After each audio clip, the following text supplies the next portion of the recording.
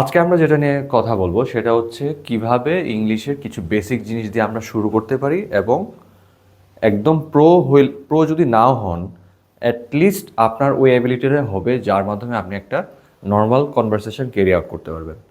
এবং সেই ক্ষেত্রে আমাদের কনভারসেশন ক্যারি করার জন্য ফার্স্ট দুইটা জিনিসের দিকে আমরা ফোকাস করি, সেটা হচ্ছে স্পিকিং, রাইট? স্পিকিংয়ের পাশাপাশি আমরা কি করি যে লিসনিং, রাইটিং বা আরও যে আইএলটিএস এর আরেকটা মডিউল আছে সেটা হচ্ছে রিডিং, সেই জিনিসগুলোর দিকে আমরা ফোকাস করি। But there is always a saying, first impression is the best impression. So যে মানুষটা ভালোভাবে স্পিকিং করতে পারে, লেট অ্যালোন আইএলটিএস, আপনি যদি আইএলটিএসে ভালো নাও হন, আপনি যদি আপনার ডেইলি লাইফে স্পিকিংয়ে ভালো হন, সেই স্পিকিংয়ের দ্বারা আপনি একটা ভালো ইমপ্রেশন ক্রিয়েট করতে পারেন। এবং স্পিকিং ইন জেনারেলি আমাদের ডেইলি লাইফে অনেক বেশি ইম্পর্ট্যান্ট অন্যান্য যে কোনো মডিউলের চেয়ে, রাইট? সো আমরা আজকে কিছু জিনিস দেখবো ওই রিলেটেড। লেটস সি কি আছে এবং কিভাবে ইংলিশটাকে আমরা শিখতে পারি। তো ইংলিশটা আমরা বেসিক্যালি বিভিন্নভাবে শিখতে পারি। কিছু সিম্পল ওয়েজ আছে যেগুলোকে আমরা জেনারেলি থিওরিটিক্যাল সাইড বলি, আবার প্র্যাকটিক্যাল সাইড বলি। থিওরিটিক্যাল সাইডগুলো হচ্ছে বেসিক্যালি রিডিং আর রাইটিং। কেন থিওরিটিক্যাল সাইড? কারণ হচ্ছে রিডিং রাইটিংয়ের ক্ষেত্রে আপনাকে আলাদা করে দুইটা প্যাসেজ দেওয়া থাকবে বা একটা টপিক দেওয়া থাকবে যেটা আপনি পড়ে ওইখান থেকে আনসার বের করবেন, আবার যেটা আপনার জানা থাকলে সেটার উপর আপনি লিখতে পারবেন। আর প্র্যাকটিক্যাল সাইডগুলো হচ্ছে যেটা আপনি আইদার শুনবেন অথবা সরাসরি নিজে বলবেন। কি সেটা? Speaking and listening, right? তো এছাড়াও এই সেকশন বা এই মডিউলগুলোর মধ্যে অনেক ধরনের ডিফারেন্স আছে যেগুলো আমরা কি করি ভোকাবুলারি স্ট্রং করার মাধ্যমে এবং টাইম ম্যানেজমেন্টের মাধ্যমে বেটার স্কোরের দিকে নিয়ে যাই। আইএলটিএসের প্র্যাকটিসের ক্ষেত্রে আপনি যতটুকু টাইম ম্যানেজমেন্টে ভালো হবেন এবং আপনার ভোকাবুলারি যত ভালো হবে আপনার স্কোর তত ইমপ্রুভ করবে, রাইট? ওকে, তো এবার দেখি আমরা থিওরিটিক্যাল ব্যাপারগুলো যেগুলা এবং প্র্যাকটিক্যাল ব্যাপারগুলো কীভাবে প্র্যাকটিস করতে পারি। থিওরিটিক্যাল ব্যাপারগুলো কী কী দেখছিলাম, যে একটা হচ্ছে রিডিং, আরেকটা হচ্ছে রাইটিং। তো সেই ক্ষেত্রে থিওরিটিক্যাল ব্যাপারগুলো আমরা বুকস, পেপারস অ্যান্ড একাডেমিক ওয়েতে প্র্যাকটিস করতে পারি। আর প্র্যাকটিক্যাল ব্যাপারগুলো আমরা প্র্যাকটিস আর ফ্রি ওয়ে অ্যান্ড ফানি ওয়েতে ইউজ করতে পারি। তো অবভিয়াসলি আপনি যত বেশি প্র্যাকটিস করবেন তার মানে হচ্ছে প্র্যাকটিস করা মানে হচ্ছে আপনাকে বেশি বেশি স্পিক করতে হবে, বেশি বেশি লিসেন করতে হবে, যেহেতু এইগুলো প্র্যাকটিক্যাল ব্যাপার। আপনি আপনার ফ্রেন্ডের সাথে ফ্যামিলির সাথে প্র্যাকটিস করলেন, আপনার ইমপ্রুভমেন্ট তত বেশি হবে। এবং সেটা কিভাবে হইতে হবে? সেটা কি মানে বোরিং হয়ে গম্ভীর হয়ে প্র্যাকটিস করলে হবে? এটা ফানি হইতে হবে, রাইট? সো যত ফানি হইতে হবে তত আপনার মেমোরাইজেশন থেকে বের হয়ে এসে ন্যাচারালি গ্রো করার একটা সুযোগ থাকবে। আচ্ছা, এইবার আমরা দেখি যে প্র্যাকটিক্যাল এবং এই থিওরিটিক্যাল সাইডগুলোতে কি কমন এবং কি কোন ওয়েতে গেলে আমাদের জন্য ভালো হবে। এখানে প্রথমেই আছে যে প্র্যাকটিক্যাল সাইডের জন্য যেহেতু স্পিকিং এবং লিসেনিং দুইটা প্র্যাকটিক্যাল পার্ট, সেক্ষেত্রে প্রোনাউন্স আরেকটা বিষয় যেটা প্র্যাকটিক্যাল প্র্যাকটিসের একটা অংশ। এর পাশাপাশি ভোকাবুলারি আছে এবং অবভিয়াসলি দেয়ার ইজ গ্রামার। আপনাকে সবসময় গ্রামার এবং ভোকাবুলারি এই দুইটা জিনিসের দিকে ফোকাস রাখতে হবে। কেন রাখতে হবে? কারণ হচ্ছে আপনি গ্রামার যদি জানা না থাকে আপনি সেন্টেন্স মেক করতে পারবেন? আপনার যদি ভোকাবুলারি জানা না থাকে আপনি সেন্টেন্সকে বড় করতে পারবেন? সো এই দুইটা ক্ষেত্রে প্র্যাকটিক্যাল এবং থিওরিটিক্যাল দুইটা ক্ষেত্রেই গ্রামার এবং ভোকাবুলারি কমন জিনিস। স্পিকিং এবং লিসেনিংয়ের ক্ষেত্রে প্রনাউন্স বুঝতে পারা অনেক বড় বিষয়। আপনার ব্রিটিশরা একভাবে প্রনাউন্স করে, আমেরিকানরা একভাবে প্রনাউন্স করে, কিন্তু আমরা যদি প্রনাউন্সিয়েশনটা না বুঝতে পারি অর্থের মিনিংটা আমাদের কাছে ডিফারেন্ট হয়ে যাবে। সেই জন্য লিসেনিং এবং স্পিকিংয়ের ক্ষেত্রে প্রনাউন্স একটা বড় বিষয়। At the same time theoretical ব্যাপারে কোন জিনিসের দিকে ফোকাস করা হয়েছে? Reading writing obviously theoretical part. সেখানে একটা জিনিস বারবার বলা হয়েছে, এটা বুঝতে পারা যে ট্রান্সলেট বাই ইউজিং পেপারস। এখন আমরা তো পেপার দেখে তো ট্রান্সলেট করব না, কিন্তু এখানে ট্রান্সলেট বলতে অ্যাজ এ মিন করা হয়েছে যে আপনি যে রিড করতেছেন অথবা যে ওই রিডিংয়ের যে মডিউলটাতে সিনোনিম ইউজ করা হবে অথবা প্যারাফ্রেজিং করা হবে সেই অর্থটুকু বুঝতে পারা, ধরতে পারা। অ্যাট দ্য সেম টাইম আপনি যখন লিখতে যাবেন সেই সিনোনিমকে সেই যে ডিফারেন্ট ওয়েতে প্যারাফ্রেজ করে যে লিখতে পারার যে অ্যাবিলিটি সেটা আয়ত্ত করতে পারা। ঠিক আছে? ওকে, সো আমরা বেসিক্যালি দেখব যে ইংলিশের শেখার ক্ষেত্রে আমাদের প্রথমত অবস্টেকালগুলো কী কী। প্রথমত ইংলিশের শেখার ক্ষেত্রে সবথেকে বড় অবস্টেকাল হচ্ছে ফেয়ার অফ ইংলিশ, তাই না? অনেক ইংলিশ বলতে ভয় পায়, না জানি কি আল্লাহ ইংলিশ। বাংলা একটা কথা আছে না, ইংলিশে যেহেতু বলছে আসল সত্য কথাই বলছে, রাইট? বিষয়টা কি এরকম? ইংলিশে বললে কি আসল কথা, বাংলায় বললে আসল কথা না? এমন তো না। ইংলিশ যেমন ল্যাঙ্গুয়েজ, বাংলাও একটা ল্যাঙ্গুয়েজ। তো আপনি কেন ইংলিশের ক্ষেত্রে ভয় পাইতেছেন আর বাংলার ক্ষেত্রে ভয় পাইতেছেন না?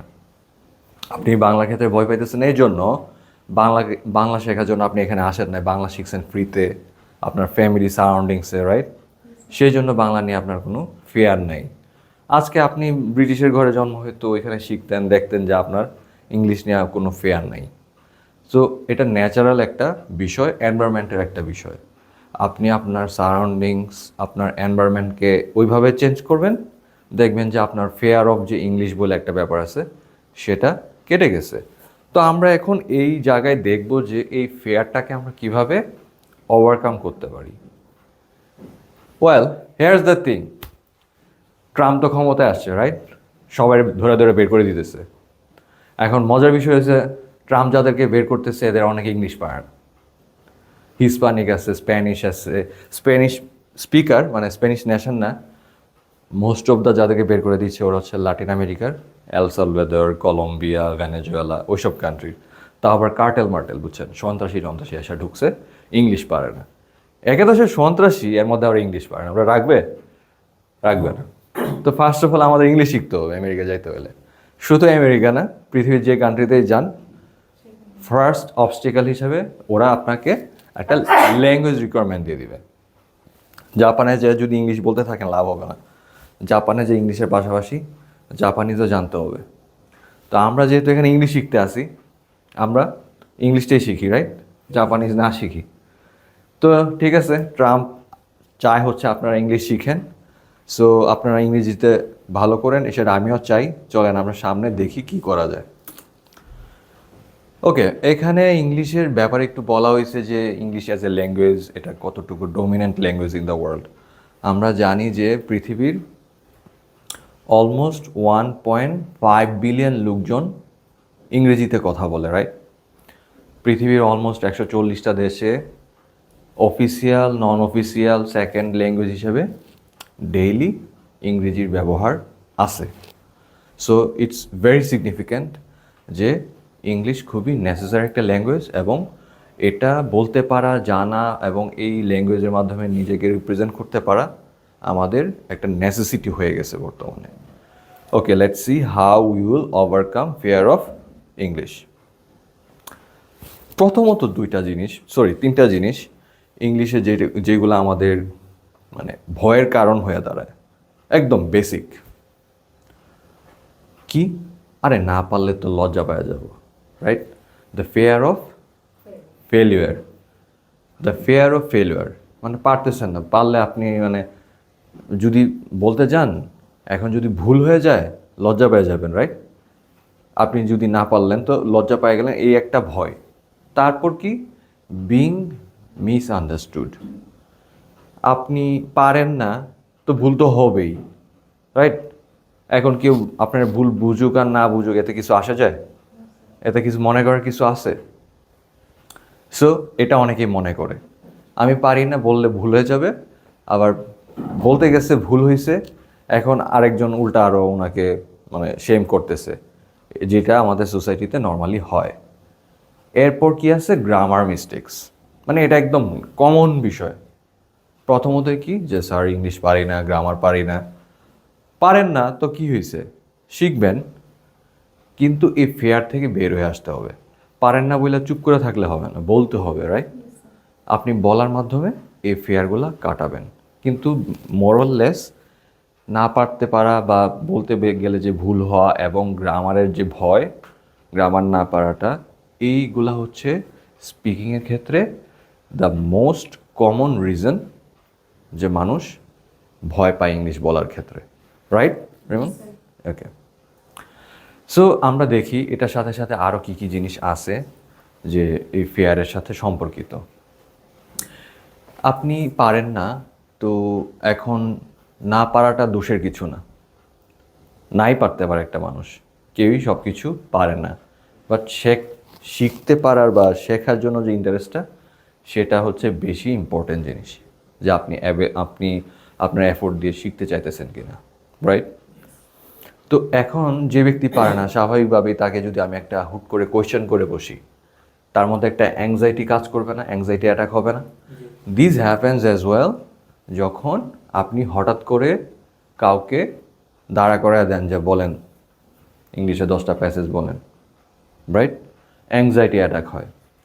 এরপর কি হয় যে the fear of being just is usually present as well, যে অন্যরা কি ভাববে। রাইট? আমাকে তো দাঁড়া করায় দিছে, আমি তো বলতে পারতেছি না, অন্যরা কি ভাববে, এর মধ্যে এই চিন্তায় আরও বলতে পারে না। এরপর কি হয়? It is the same thing with foreign languages. আপনি হয়তো ভাবতেছেন যে শুধুমাত্র ইংলিশের ক্ষেত্রে এই সমস্যাটা হয়, আসলে তা না। আপনি যদি মনে করেন ইটালিয়ান হইতেন, আপনাকে বাংলা বলার জন্য দাঁড় করায় দিছি, বাংলা বলতে পারতেছেন না, সেম সমস্যাটা আপনার হইতো। It goes for every languages. Right? Okay, তারপর আমরা দেখি যে এখানে আর কি আছে। We often think that others judge us for our grammar or pronunciation mistakes. এটাও একটা বিশাল সমস্যা, যেটা আর কিছুক্ষণ আগেই মাত্র বললাম, যে আমাদের গ্রামার মিস্টেক্স এবং আমাদের প্রনাউন্সিয়েশনের ভুল উচ্চারণের জন্য অনেকে আমাদেরকে ভুলভাবে ভুল ধরে, যেটা করা ঠিক না। এর মাধ্যমে একটা মানুষ ডিমোটিভেটেড হয়ে যায়।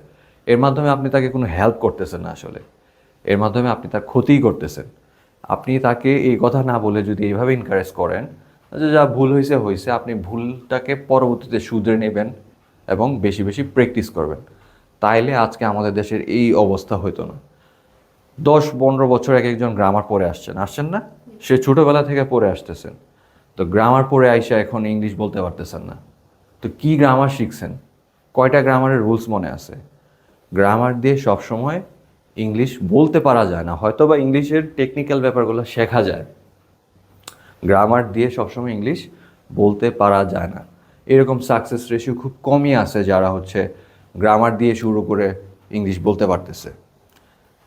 শুধু ইংলিশ না, আসলে যে কোনো ল্যাঙ্গুয়েজ হচ্ছে matter of practice. The more you practice by speaking, by doing things, the more you learn.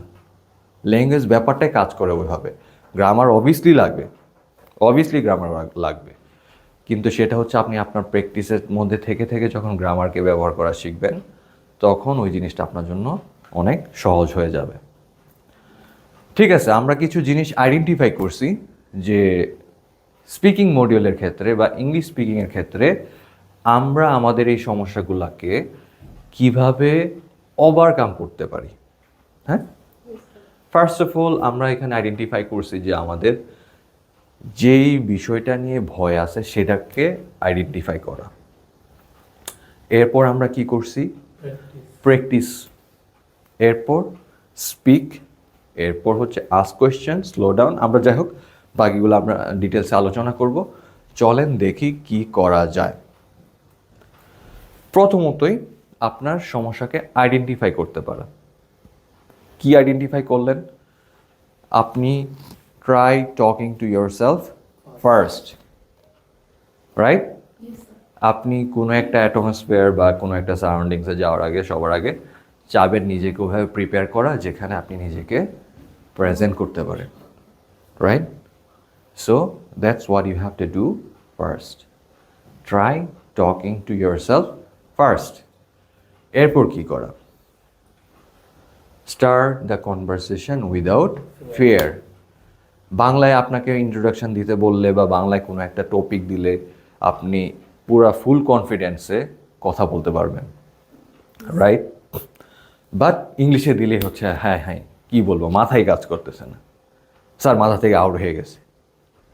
মাথা থেকে কিছুই আউট হয় না, মাথায় মাথা জিনিস আছে কিন্তু বলতে পারতেছেন না। সো এই জিনিসটা শুরু করতে হবে কীভাবে? Without fear start the conversation. এরপর কি হচ্ছে, ভয় পাওয়াটা কি কোনো মানে যুক্তিসঙ্গত বিষয়? Fear is not rational, right? এরপর আমরা বলা ট্রাই করছি যে it will only hold you back from your goal. আপনি যতদিন না বলতে পারবেন, যতদিন এই ভয়কে করতে পারবেন না জয়, ততদিন এটা আপনাকে আটকে রাখবে, রাইট? আর সেজন্যই আপনাকে আপনার ফেয়ারকে আইডেন্টিফাই করার পরই স্পিক ইংলিশ ফ্লুয়েন্টলি।